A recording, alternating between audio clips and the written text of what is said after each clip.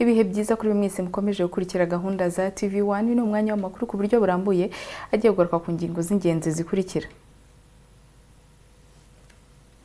Kuri wa gatanu umukuru w'igihugu yakira indahiro z'abasenateri batandatu barimo abaherutse gushyirwaho na Perezida wa Repubulika ndetse n'abatowe n'ihuriro ry'igihugu nyungurana bitekerezo ry'imitwe ya politiki. Hari abaturage b'umurenge wa Rusebe akarere ka Rutsiro bavuga ko bamaze imyaka irenga 10 basiragira ku ngurane z'ibyabo byangijwe na REG ubwo yakwirakwizaga ibikorwa remezo by'amashanyarazi bityo bagasaba ko bakwishyurwa. Nabo bamwe mu bagore b'umurenge wa Nyabitekeri mu karere ka Nyamasheke bavuga ko bafite impungenge ko abagabo babashobora kubata bagasezerana n'abandi bagore ni nyuma y'aho ubuyobozi bw'uyu murenge bukoze amakosa bose bakisanga ari ingaragu kandi barasezeranye bityo bakaba basaba inzego bireba kubafasha mu maguru mashya. Mu makuru avugwa hanze y'u Rwanda, inzego z'ubutabera muri Tunisia zatangaje ko abantu 40 barimo n'abana bato bapfiriye mu mpanuka y'ubwato bwarohamye mu nyanja ya Mediterane bwari butwaye abimukira bari bagiye ku mugabane w'Uburayi.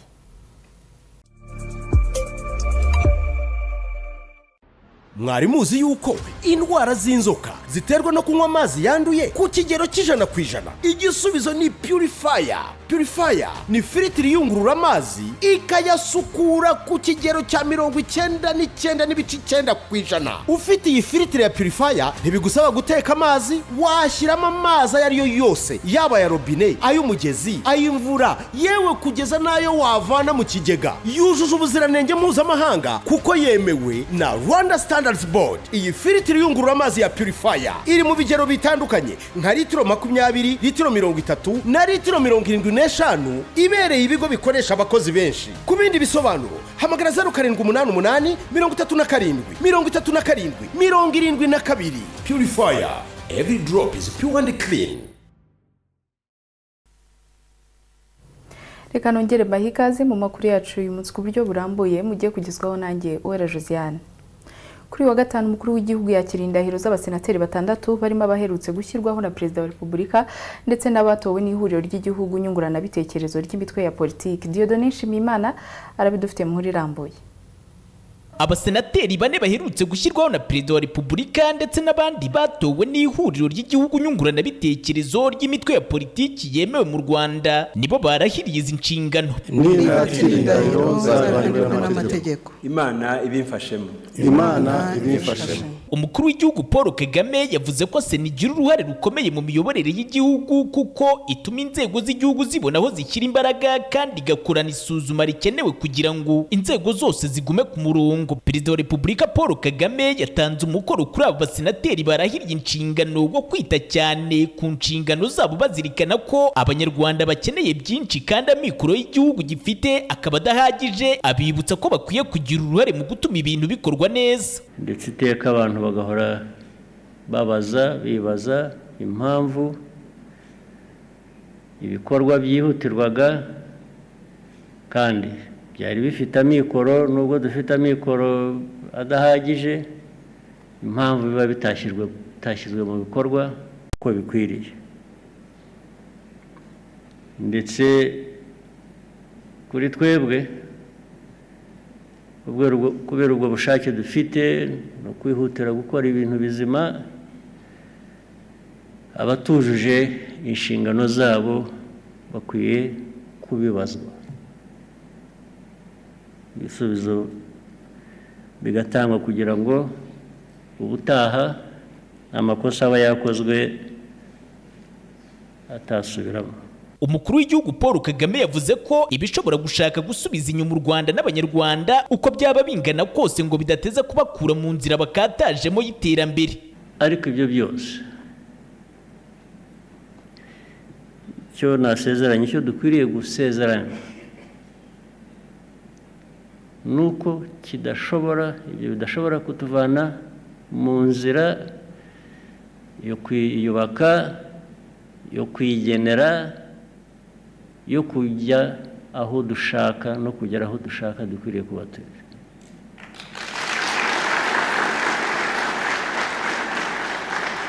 Bose ubu ndabivuga, erega nta muntu dusaba kuduha uburenganzira bwo kubaho, ntawe. Muri abo basenateri barahiriye izi nshingano, 4 ni abashyizweho na Perezida wa Repubulika, barimo 2 bari basanzwe muri Sena, abo bakaba ari Profeseri Dusingizemungu Jean Pierre na Uwizeyimana Evode, na 2 bashya aribo Dr Uwamariya Valentine na Gasana Alfred, abandi 2 aribo Dr Frank Habineza na Alphonse Nkuranga, bakaba baratowe n'ihuriro nyunguranabitekerezo ry'imitwe ya politiki yemewe mu Rwanda.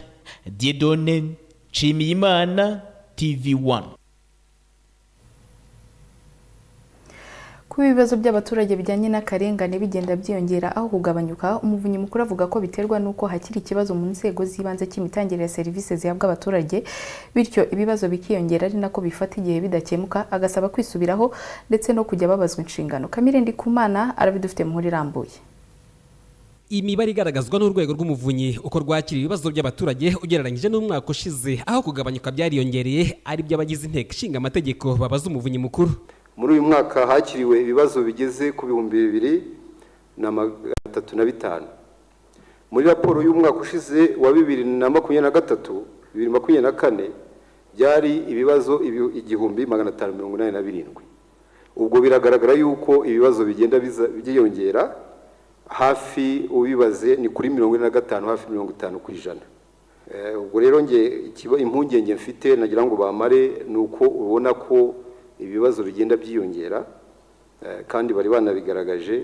Ubwo ingamba zifatika zidasanzwe zitari izongira ngo twari dusanzwe tubona, nizo nagira ngo numve ko badusobanurira. Nifuje kubasaba kudusobanurira nyakubahwa Speaker impamvu babona ibibazo bimara imyaka 4-5 bagerayo mu gihe gito bigakemuka. Zimwe mu ngaruka ngo nuko ibi bituma aho umukuru w'igihugu yagiye gusura abaturage hakomeza kugaragara umurongo munini w'abamutura ibibazo byagakwiye kuba byarakemuwe n'inzego z'ibanze. Ndagaruka rero kuri icyo kibazo nkihuza n'icyo batugaragarije ku bibazo by'akarengane. Nanone bakiriye mu turere 5 gusa bigera ku 336. Aha nyakubahwa Speaker uhita bibaza uti se kuko iyo Umuvunyi aza kubasha kugira mu turere 30 yari kwakira ibibazo bingana iki? Ndumva ari ibihumbi byinshi. Bikagaruka rero kuri cya kibazo aho inzego z'ubuyobozi zishishikariza abaturage kugeza ibibazo ku nzego z'ibanze aho bari kugira ngo bikemure, ndetse ugasanga bizagezaho umuyobozi mukuru w'igihugu nyakubahwa Perezida wa Repubulika aza kugendera abaturage, ugasanga imirongo ni miremire. Iki kibazo cy'Umuvunyi aho ajya birabigaragaza. Byanteje kwibaza ngo ese hakorwa iki? Umuvunyi Mukuru Nirere Madeleine avuga ko basanze hagira ikibazo cy'imitangire ya serivisi mu nzego z'ibanze aho zitinda gukemura ibibazo by'abaturage. Ibi ngo byakemuka habayeho kubazwa inshingano no gushyira imbere kumva no gukemura ibibazo by'abaturage, kuko ngo nta terambere ryagerwaho mu gihe umuturage atishimye kuko atakemuriwe ibibazo. Urumva rero ahangaha avuga ati bigenda gute? Nuko ngo turacyafite ikibazo mu mitangire ya serivisi, turacyakeneye ko ibibazo bikemuka, turacyakeneye ko inzego zihari zibyaje umusaruro, cyane cyane inteko y'abaturage, inama y'umugoroba w'umuryango, inama y'umuryango. Birakenewe nanone yuko dushyira ingufu mu buhuza. Ari inzego ko zitinda gukemura ibibazo, ugasanga ibibazo bifashe igihe kirekire, ugasanga birumvikana mu nzego harimo ibibazo inshingano nyinshi, ariko nanone muri priorisation mu gushyira ibintu kuri gahunda n'ibyangombye kuba byihute, kuko niyo iterambere umuturage atishimiye byo ari ikibazo gikomeye. Ko tugomba gukora ku buryo abaturage bacu bishima bakishima, kandi umuturage utakemura ikibazo ntabwo yakwishima. Umuvunyi Mukuru kandi asanga gahunda yo gukemura ibibazo ngo ikwiye no gushyirwa mu mihigo y'inzego z'ibanze, abayobozi bakajya babazwa inshingano. Kamire Ndikumana, TV1. Mu yandi makuru twabateguriye kuri uyu munsi, bamwe mu bagore mu murenge wa Nyabitekeri mu karere ka Nyamasheke bavuga ko bafite impungenge ko abagabo babo bashobora kubata bagasezerana n'abandi bagore, ni nyuma y'aho ubuyobozi bw'uyu murenge bukoze amakosa bose bakisanga ari ingaragu kandi barasezeranye, bityo bakaba basaba inzego bireba kubafasha mu maguru mashya. Alfred Ntakirutimana arabidufite mu nkuru irambuye. Nimba mfite umugabo, mfite na muramu wanjye, noneho ngasanga ngewe sezeranye na muramu wanjye, umugabo wanjye se dusezeranye. Aba ni bamwe mu baturage bo mu tugari tubiri twa Kigabiro na Ntango two mu murenge wa Nyabitekeri mu karere ka Nyamasheke. Aba bavuga ko babyutse umunsi umwe basanga abari barasezeranye ubuyobozi bw'umurenge bwabagize ingaragu. Abagore rero babwiye TV na Radio 1 ko bafite impungenge z'uko umunsi umwe abagabo bashobora kuzabata bakajya kwishakira abandi bagore.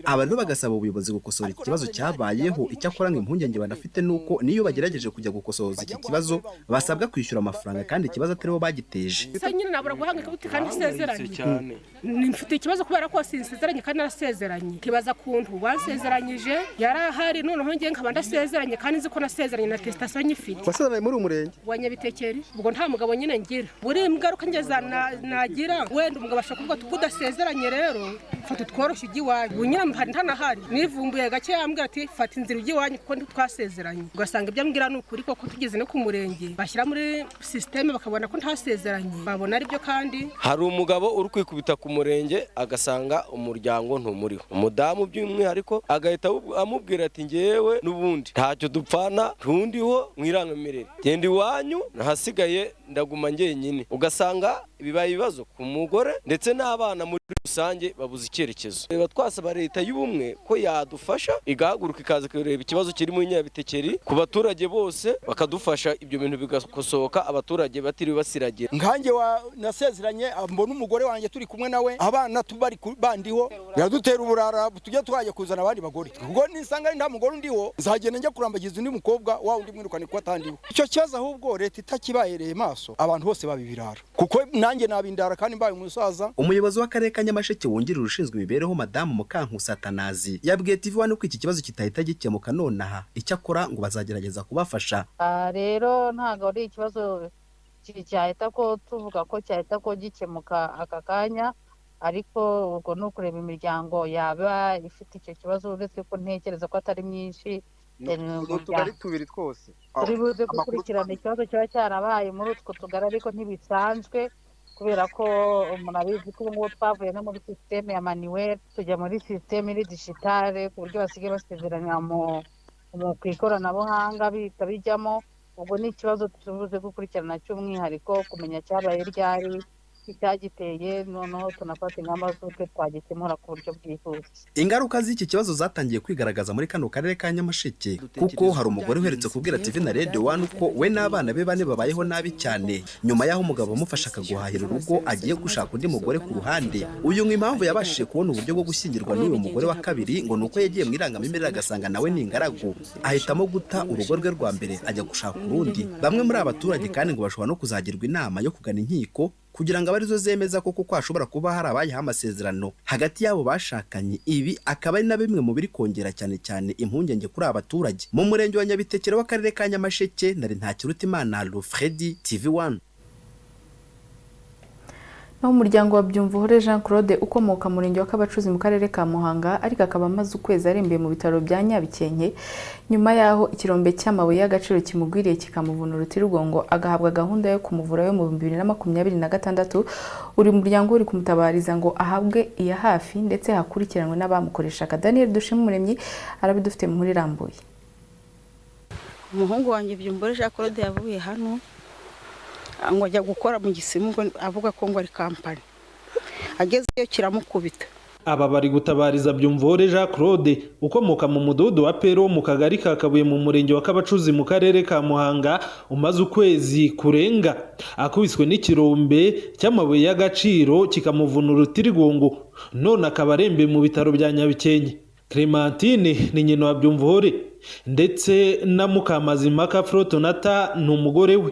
Ejo nzajya mu buyobozi ngiye kubaza impamvu batagaragara ngo bamukurikirane bamuvuze menye niyo kampani uwishinzwe washinze iyo kampani. Ifuza nuko abantu mwadufasha nk'abayobozi mukabakurikirana bakatwemera ko umuntu wacu bazamuvuza pakakize dere yasize n'umuryango. Icyo Gisimu rero uwagikoreshaga byanze bikunze amakuru twaje kumenya cyakoreshwaga n'ishimwe n'umugabo witaga Serupongo. Byumvuhore urembe mu bitaro bya Nyabikenke ubu yiherera akanihagarika yifashishije sonde. Yahawe gahunda yo kuzakorerwa operasiyo n'ibitaro bya CHK yo mu kwezi kwa mbere tariki 23 muri 2026. Ariko abaturage bamwitaho bakurikije uko ameze barifuza ko ahindurirwa agahabwa gahunda ya vuba. Ni uguhora aryamye nta kweguka ntaki. Ayo masonde urabona ko ntabwo kwihagarika ntabwo bishoboka bitewe n'ikibazo yagize yabyimbye mu nda. Tugize ku ivuriro nyene bahita bamucomokora iyo sonde amera nk'uva amaraso tukabona bamuhaye amatariki maremare cyane arenze, tukabona n'ubundi byanze bikunze atazageze igihe ataravuzwa. Ibitaro biri kwita kuri Byumvuhore bya Nyabikenke bikurikirana ubuzima bwe umunsi ku wundi. Nibyo byo kumenya niba ibyifuzo bya Byumvuhore n'abamwitaho byo guhindurirwa itariki yo gukorerwa operasiyo ikigizwa imbere byakwitabwaho. Gusa TV na Radio 1 byasabye umuyobozi mukuru w'ibitaro bya Nyabikenke amakuru byarinze birangiza gutunganya inkuru ataragira icyo abivugaho. Ku rundi ruhande ariko abaturage bagasaba inzego za leta gukurikirana iki kibazo cy'uyu muturage urembeye mu bitaro bya Nyabikenke. Ngo barimo sonde kandi guhindukira naga bishobora, ubona yuko rwose ari ukwicara umuntu amuhindukiza, ameze nabi cyane. Byumvuhore avuga ko ajya gukomereka urutirigongo yari yahawe akazi no bita Nishimwe ndetse na Sarupongo, ngo bavugaga ko bakora kompanyi yitwa Yusitini Mining ifite icyangombwa cy'ubushakashatsi y'abanyamahanga. Ariko uwitwa Tafu, umunyamahanga uhagarariye iyi kompanyi ya Yusitini mu Rwanda, yabwiye TV na Radio 1 ko Byumvuhore atigeze akorera iyi kompanyi. Daniel Dushimumuremyi, TV 1 mu karere ka Muhanga. Dukomeje n'amakuru yacu uyu munsi, bamwe mu baba mu nkambi ya Mahama mu karere ka Kirehe baravuga ko ubuhunzi no kubura icyo bakora ari kimwe mu bibazo bibatera ibibazo bitandukanye byo mu mutwe bakunda guhura nabyo. Savio Kwizera harabidufite muri rambuye. Ubushakashatsi bw'ikigo cy'igihugu gishinzwe ubuzima RBC bwakozwe mu mwaka wa 2018 bugaragaza ko umuntu umwe muri 5 mu Rwanda aba afite uburwayi bwo mu mutwe. Ibibazo birimo ubuhunzi, ubushomeri, kubura amafunguro n'ibindi ni bimwe mu by'ababa mu nkambi ya Mahama mu karere ka Kirehe bavuga ko bitera ubu burwayi. Ku bantu b'abajene ugasanga uraheranye wenyine kubera ibibazo wagira urahura nabo, bimwe kubura akazi, bimwe kutagira ubushobozi bwo kubaho, bigatuma rimwe na rimwe uhungabana mu mutwe ukiheba na ka kazi warushoboye gukora ukakareka, bigatuma mbese ugira stress mu mutwe, rimwe na rimwe ukiyumvira kwiyahura kubera ko utaragira ku iterambere kandi ubona abandi bashoboye bari ku iterambere. Ibyo nabyo ni bimwe bituma abajene tugira uburwayi bwo mu mutwe, bigahita bitwoza kwiyahuza ibintu by'ibiyobyabwenge, tukanywa itabi n'ibindi kugira ngo turabe ko twasinzira, bitewe n'uko hari igihe tubura ibitotsi. Nyene hari ukuntu usanga yabuze nk'ibyo afungura cyangwa se yabuze nk'akazi, ugasanga nk'impuzu, ugasanga nyine birase nyine agagwara mu mutwe, cyangwa n'ubuhunzi buratuma umuntu agwara mu mutwe kubera ibyaba yarabonye. Buri mwaka u Rwanda n'isi byizihiza umunsi wahariwe ubuzima bwo mu mutwe. Uyu mwaka ukaba wizihirijwe mu nkambi ya Mahama mu murenge wa Mahama mu karere ka Kirehe, nka hamwe hagaragara ibibazo bishingiye ku buhunzi. Tuyishimire Albert ni umuyobozi ushinzwe gukumira no kurwanya indwara mu kigo cy'igihugu gishinzwe ubuzima RBC. Insanganyamatsiko y'uyu mwaka iragira iti ibibazo byo mu mutwe biravurwa bigakira, dufashe ababifite kwivuza kare kandi neza. Uyu mwaka umuryango w'abibumbye wita ku buzima wahisemo ko iyi nsanganyamatsiko iganirwaho, tukayiganiraho twese mu bihugu bitandukanye, ariko tuzirikana ku buryo bw'umwihariko abantu barimo guca mu bihe bigoye nko kuba impunzi, abari mu bihe by'intambara, ahari amakuba y'inkangu n'ibindi. Akaba ariyo mpamvu nka Minisiteri y'Ubuzima twifuje kuza gusoreza uku kwezi ndetse no kwizihiza uyu munsi mpuzamahanga hano mu nkambi. Tuyishimire Albert akomeza avuga ko ibikenerwa byose bihari kugira ngo abafite uburwayi bwo mu mutwe bitabweho ndetse bakire. Yego, ubuvuzi burahari buhagije, ari aho bafashirizwa ni ukuvuga amavuriro, ari ababikora ni ukuvuga abakora kwa muganga, ari n'imiti nayo irahari kwa muganga. So twe twizera tudashidikanya ko rwose umuntu ufite ibibazo byo mu mutwe yitabwaho kandi agakira. Mu karere ka Kirehe habarurwa abafite uburwayi bwo mu mutwe bagera ku 2010 bakurikiranwa n'ibitaro bya Kirehe. Ni mu gihe ikigo cy'igihugu gishinzwe ubuzima RBC kivuga ko buri mwaka abari hagati y'49 n'52 bivuriza uburwayi bwo mu mutwe ku mavuriro atandukanye. Indwara ziganje na gahinda gakabije, ihungabana, ibiyobyabwenge, igicuri n'uburwayi bwo mu mutwe bweruye. Savio Kwizera, TV1 mu karere ka Kirehe. Hari abaturage b'umurenge wa Rusebe akarere ka Rutsiro bavuga ko bamaze imyaka irenga 10 basiragira ku ngurane z'ibyabo byangijwe na REG ubwo yakwirakwizaga ibikorwa remezo by'amashanyarazi, bityo bagasaba ko bakwishyurwa. Jean Baptiste Nkurunziza arabidufite muri Rambuye.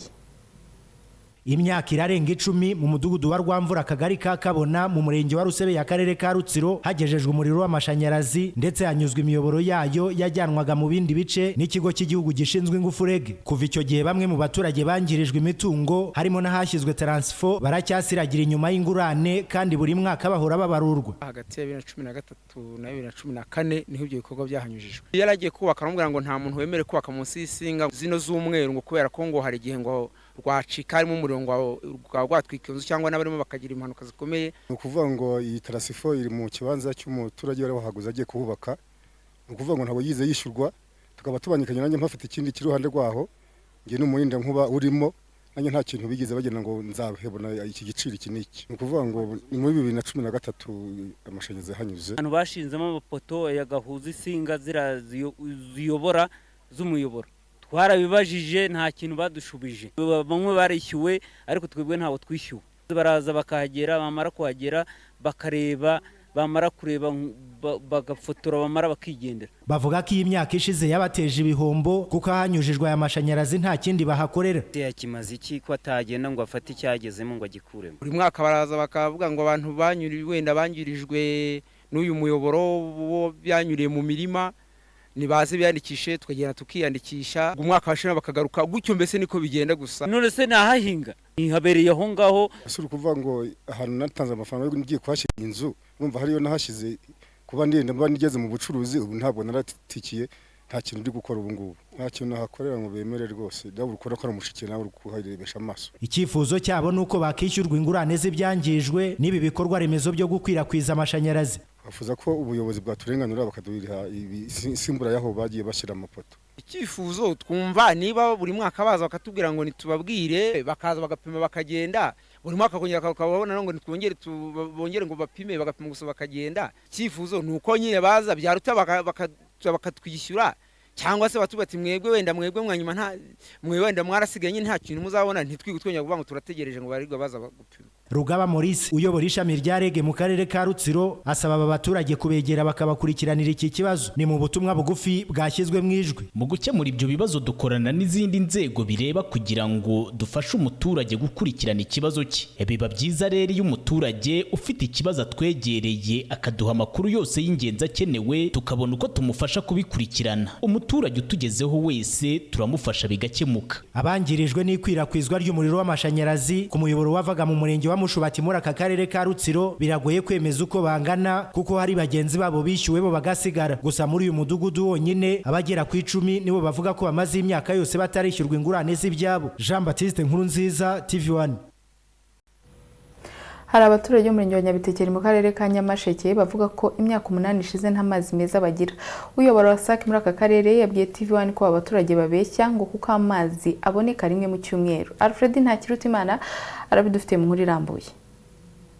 N'abaturage bo mu tugari dutatu ari two Ntango, Kigabiro ndetse na Mariba two mu murenge wa Nyabitekeri mu karere ka Nyamasheke niyo babwiye umunyamakuru wa TV na Radio 1 uko ahangaha hamaze imyaka igera ku 8 nta mazi meza bafite, ahubwo bahitamo gushoka ikivu aho bamanuka umusozi ndetse bakanatera urundi mu gihe kingana amasaha 2 yose. Aba bagasaba leta nabo kubibuka nibura bagahabwa amazi meza ngo kuko akenshi abana babo bakunze kuruhama mu kivu bagiye gushakiramo amazi. Bazo dufite rero kitubangamiye nuko twebwe nta terambere rijya rigerino, twashatse amazi barayaduha ariko turangije imyaka 8 nimba atari 9 nta mazi dufite. Icyo ni icyambere. Noneho wakohereza umwana iriya pfo munsi y'amabuye iriya yagerayo akarohama cyangwa zakazamuka bukeye ntabone uko ajya ku ishuri. Induru zikavuga ngo twebwe ngo abana turabasibisha ngo turabugira ute kubera kubura amazi. Ikindi kitutembogamizi zikomeye cyane ni ikibazo cy'amazi. amazi mu by'ukuri bazanye amazi baratubeshya baturandagura imyaka badutemagura ikawa ngo baratuzanye amazi twayabonyeho rimwe kongera kuyabona byatuyobeye ko byagenze baraza uyu munsi bakatubwira ngo isuku n'isukurirwa n'amazi Umurenge wa Nyabitekere nta mazi dufite badufasha n'ubundi buvugizi baraza bakubaka ibigega bakabiparika aho ngaho amazi barangiza kubyubaka banyuzamo amazi bagahita babiparika dukore ubuvugizi baduha amazi rero nta mazi tugira ni ngisa kujyayo ugera mu cyaga n'isa no kuzamuka ni iyindi saha no duterera abanyeshuri ndetse bacu bajyana amazi dusaba nibaduha amazi. Basemba Jean Bosco umuyobozi wa Sake ishami rya Nyamasheke yatangarije TV na Radio 1 uko abaturage babeshya ngo ahubwo ngo bajya babona amazi rimwe mu cyumweru. Oya ntabwo ari byo barakubeshya amazi agerayo usibye ko agerayo rimwe na rimwe agera rimwe na rimwe nka ryari amazi agerayo mu bihe bya rationing mu bihe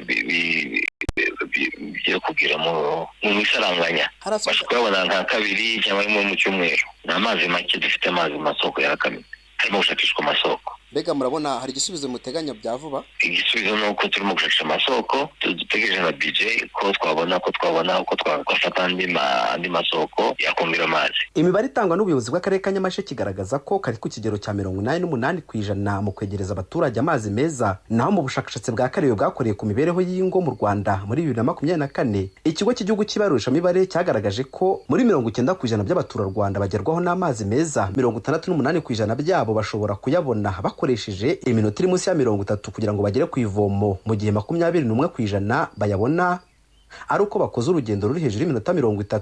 Abo mu Murenge wa Nyabitekere bavuga ko bakora amasaha agera kuri 2 bajya kudaha ikivu kugira ngo abari cyo bakoresha. Mu Murenge wa Nyabitekere w'akarere ka Nyamasheke nari Ntakirutimana Lofredi TV1.